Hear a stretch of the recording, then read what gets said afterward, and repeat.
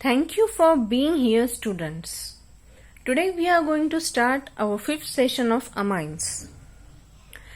Everything starts with the decisions you make. Healthy body gives you healthy mind and positive attitude gives you positive life.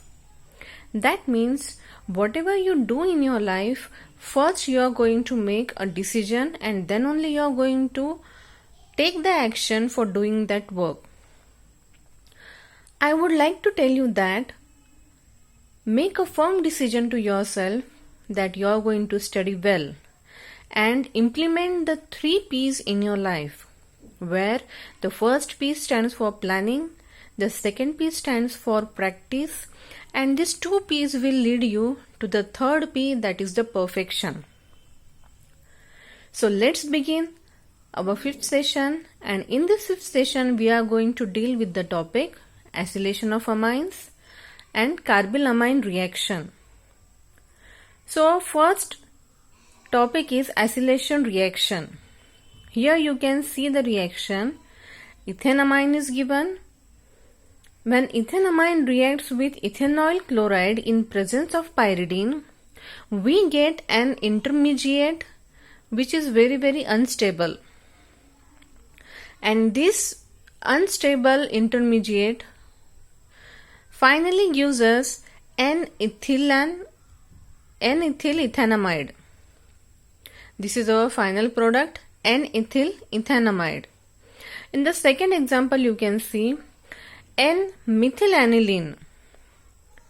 N-methylaniline. Here one methyl group is attached to the nitrogen and aniline, that is 6,6-H5. When it reacts again with ethanol chloride in presence of pyridine, we get N-methyl N-phenyl ethanamide. We have used here N-methyl N-phenyl because here methyl group is attached directly to the nitrogen atom and phenyl group is also directly attached to the nitrogen atom. So let's see what happens exactly in acylation of amines. Here, nucleophilic substitution reaction takes place. You can also call it as SN1 or SN2 reaction. So here, though we call it as SN1, but here the name starts with nucleophilic substitution reaction. You cannot name it as substitution nucleophilic reaction. So the correct one to pronounce this reaction is nucleophilic substitution reaction. So what happens in this nucleophilic substitution reaction? Here, leaving group is replaced by an electron-rich compound, that is nucleophile. In general, here reaction is given where nucleophile, which contains a lone pair of electron, when it reacts with another compound which contains a leaving group. Here R represents the alkyl group and Lg means the leaving group.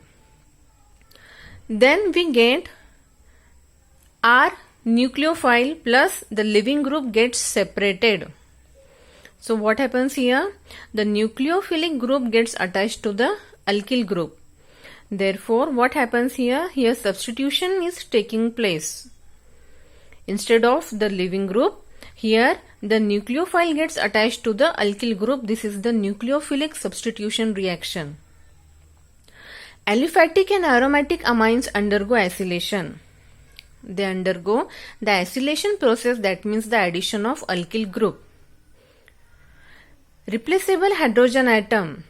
Here we have seen that in amines, ammonia group there are 3 replaceable hydrogen atom, and these hydrogen atoms are getting replaced by the acetyl group. So here when amines gets reacted with acetyl chloride or acetic anhydride, we get acetyl derivative of amine. This was about acylation of amines. Our next reaction is about the carbylamine reaction. So here you can see in the reaction, here primary amine is given. Here primary amine gets attached when it reacts with chloroform, that is CHCl3, and KOH, that is potassium hydroxide, and these 3 are together warmed. then we get alkyl isocyanide. So here in carbylamine reaction, synthesis of an isocyanide by primary amine, chloroform and base is taking place. By reacting these three together, we get isocyanide. So the synthesis of an isocyanide is called as the carbylamine reaction. Here aliphatic or aromatic primary amine, we are talking only about the primary amines. When they are heated, then you can smell an offensive smell, or you can say it as the foul smell, which is very very bad. And this smell is of what after heating? It is of alkyl isocyanide, or you can also call it as carbyl amines. Here secondary and tertiary amines don't give this test. This was carbylamine reaction.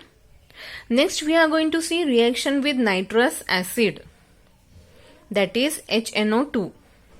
Here reaction is given RNH2 when reacts with nitrous acid, and here temperature is maintained, that is 273 to 278 Kelvin. We get alkyl diazonium chloride.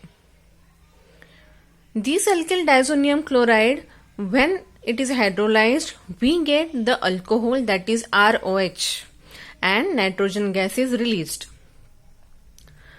Aliphatic primary amines, when reacting with nitrous acid, gives diazonium salt, and this salt are very unstable, and when they are hydrolyzed, we get the respective alcohol with the release of the nitrogen gas. Next we are going to see aromatic reaction with nitrous acid. Since here aromatic is given, here the presence of benzene ring is there. So here aromatic primary amine, when reacts with nitrous acid, we get diazonium salt. Here in the reaction it is given benzene diazonium chloride, and it is having a reasonable stability at 273 Kelvin. In the second, you can see there are some resonance structures given. These resonance structures are giving the stability to the salt.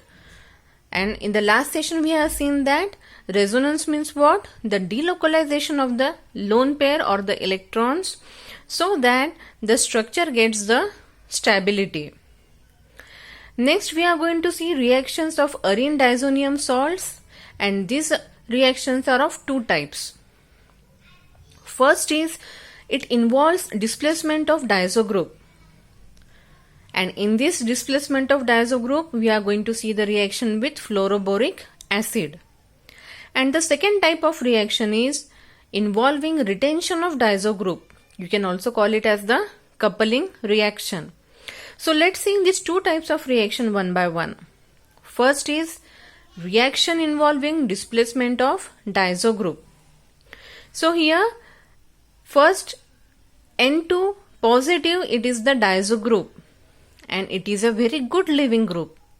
Since it is a very good leaving group, because it is having a positive charge on nitrogen atom which is bonded to the aromatic ring. Arene diazonium salts undergo nucleophilic substitution reaction with variety of nucleophiles.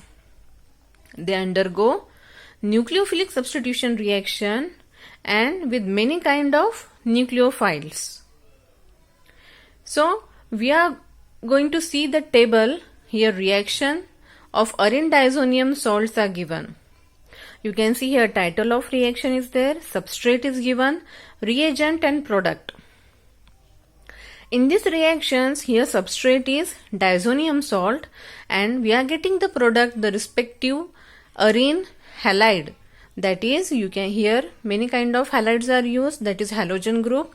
Here you can see that in the product side chlorine, bromine, iodide is used. So first type of reaction here it is Sandmeyer reaction, and because of Sandmeyer reaction we get a very good yield of the arene, chloride, bromide and cyanide. So students, here many reactions are there. This table is also given in your textbook.